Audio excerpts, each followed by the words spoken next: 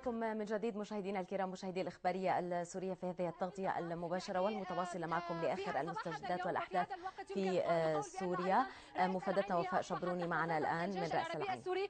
الآن الجيش وحشود الجيش العربي تتوجه إلى الجنوب الغربي، يعني إلى تلك الجهات، حيث يتواجد الآن باتجاه منطقة الصرخة ورنكوس، وأيضا في اتجاه الجنوب باتجاه منطقة فليطة ومنطقة رأس المعرة، حيث أيضا تم هناك عملية هروب للمسلحين من هذه المنطقة إلى تلك المناطق. يعني في هذه المنطقة هي تأتي تتابعا للعملية العسكرية التي يقوم بها الجيش والتي يخوضها في هذه المنطقة، التي كانت باليومين الماضيين تم تحرير منطقة يبرود، والآن وصل إلى رأس العين. الآن اشتباكات تدور يعني كما نسمع من جهة الجنوب الغربي، في حيث يتابع الجيش العربي السوري تقدمه. أما قوات الجيش العربي السوري الآن ووحدات الهندسة تقوم في هذه المنطقة بعملية تمشيط هذه المنطقة، وأيضا هناك كما رأينا في المناطق السابقة وجود العبوات الناسفة وغيرها. يعني هي اللحظات الأولى يعني من الوصول إلى هذه المنطقة، فبالتالي يعني الفرحة الناس الذين خرجوا الآن، يعني كما يمكن أيضا أن نرى في الكاميرا الناس الذين خرجوا من بيوتهم والفرحين يعني بوصول الجيش إليهم وتخليصهم من كل ما كان يدور هنا في الفترة الماضية. يعني سنستمع شوي عن بعض ليش طالعين انتم اليوم؟ شو عم تحتفلوا اليوم؟ لك عم نحتفل بانتصار الجيش العربي السوري اليوم الجيش العربي السوري حمانا اليوم. بنحيي الرئيس بشار الاسد، بنحيي الجيش العربي. في ارهابيه فزعتنا ويضربوش علينا، باذن الله انتصرنا عليهم. شو بدك تقولي اليوم للجيش؟ لك اليوم فرحتنا كبيره، ما نعطي فرحتنا لحد اللي طلعونا ونصرونا. الله يحمي الجيش العربي السوري. قد ايه لك ما طلعتوا خالي هالطلعه هيك بالله؟ لك والله صرنا زمن مشتهرين العروس، مشتهيين الفرح، صرنا نجوز اولادنا وشبابنا وبناتنا على الهمس. لا عاد عملنا فرح، لا عاد عملنا، كنا ندبك نرقص نشتهي الفرح، وبوجود الله وبوجود الجيش ان شاء الله برجع الفرح، بترجع سوريا مثل ما هي، وعزه بدوم وجاشة بدوم ورئيسنا بدوم باذن الله، وشباب حسن نصر الله وكل اللي اجى حمايه لنا نحن بنشكره، والف شكر الك وللمذيعين. طبعا الجيش العربي السوري هو اللي اجى الجيش العربي السوري نرفع راسنا فيه، هو اللي جاب لنا الاكل. كنا محاصرين بالملاجئ، ما نحسن نطلع من تحت الملاجئ، صرنا اكثر من جمعتين. لوقت اللي اجى الجيش السوري لحسنا نطلع، كتر خير. يعني هون يوجد الآن سيادة اللواء العميد، يعني سيادة العميد ممكن توضعنا بالعملية العسكرية اللي تمت هون، واليوم تم يعني تحرير واستعادة السيطرة على منطقة رأس العين، وهي كمان تعتبر منطقة وخطوة مهمة ما بعد يبرود. بعد تحرير يبرود، وحسب المعلومات الاستخباراتية أنه المسلحين تغلغلوا بين السكان في رأس العين، فبعملية نوعية تحرير السكان وتحرير منطقة رأس العين من المسلحين، وتم ضرب دفاعات وقتل العديد منهم. فر من بقي منهم باتجاه الصرخة، واللي فر باتجاه فليطة تم قتله على المشارف وعلى السفوح الجبلية. يعني عم نشوف تواجد للمدنيين هون، يعني المنطقة أيضا محافظة بشكل عام على وجودها وهيكلتها. يعني هل هي كمان كان في انسحاب للمسلحين من هذه المنطقة؟ تم انسحاب المسلحين بالكامل من هذه المنطقة، وهي المدنيين كلهم أمامنا محررين آمنين. الطمأنينة والسلام لهم جميعا، وإن شاء الله متابعين باتجاه فلول المسلحين حتى تحرير باقي المناطق من الارهابيين. يعطيكم الف عافيه سياده العميد، واكيد ان شاء الله بنكون معكم مناطق اخرى. بنشكرين بحماتنا يحمي المحاصره. الله يحفظكم جميعا، انتم اهلنا، نحن عم ندافع عنكم، بدنا اياكم تكونوا بامان وبسلام. هذا الوطن. شفناكم، شفنا الامان. الله لا يوفقكم. واللي دعت عليكم يا رب.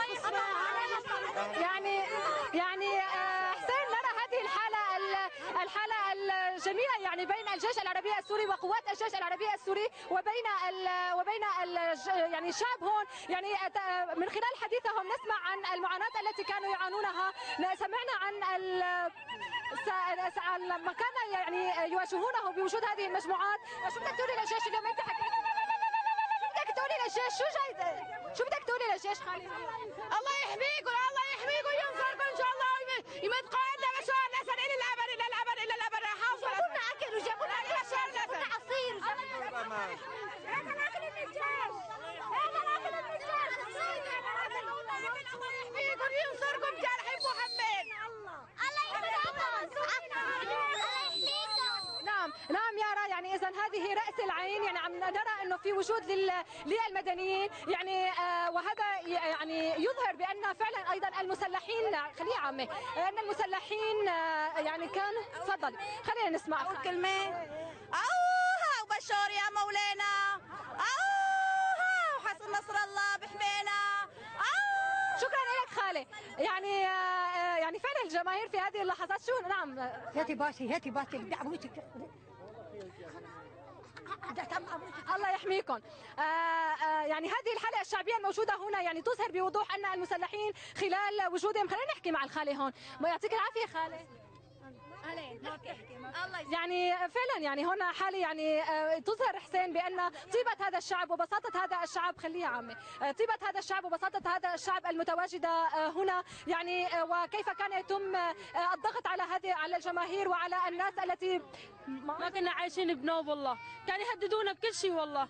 صرنا اكثر من اسبوعين بالابو تحت، لا اكل لا شرب لا شيء مثل العالم. والجيش السوري جاب لنا اكل، جاب لنا خبز، جاب لنا كل شيء وفر لنا والله. والله حي الجيش. وجيشنا وشعب سوريا وجيش سوريا وقائد سوريا وحسن نصر الله وجيش حسن نصر الله.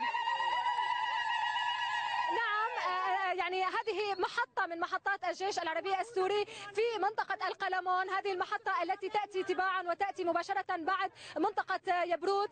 يعني العملية العسكرية هنا أيضا لم تأخذ كثير من الوقت. نرى هناك انسحاب كبير للمسلحين، يتم هروب للمجموعات المسلحة وأيضا من المدن. يعني كما نرى بأن خلال وجودهم في هذه المدن لم يكن متحصنين بشكل كبير لعدم وجود القاعدة الشعبية والحاضنة الشعبية لهؤلاء في هذه المناطق، فكانت دائما مراكزهم تتواجد على الأطراف وتخوم المدن وغيرها. يعني نرى بأن عندما ينتقلون من أي منطقة يحصنون يحاولون التحصن في الجبال وفي المغاور الموجودة في تلك الجبال. ولكن يعني من خلال العملية العسكرية التي تابعناها للجيش في هذه المنطقة، فيتم هناك عمليات تتبع باستهداف تلك المقرات بداية ثم الدخول إلى أي مدينة. ولهذا نرى بأن يعني هناك محافظة بشكل كبير على الأرواح المدنيين، على بيوت المدنيين وعلى الممتلكات العامة من قبل الجيش العربي السوري. هذا ما نلاحظه فعلا هنا. إذا حسين كنا معكم في رأس العين.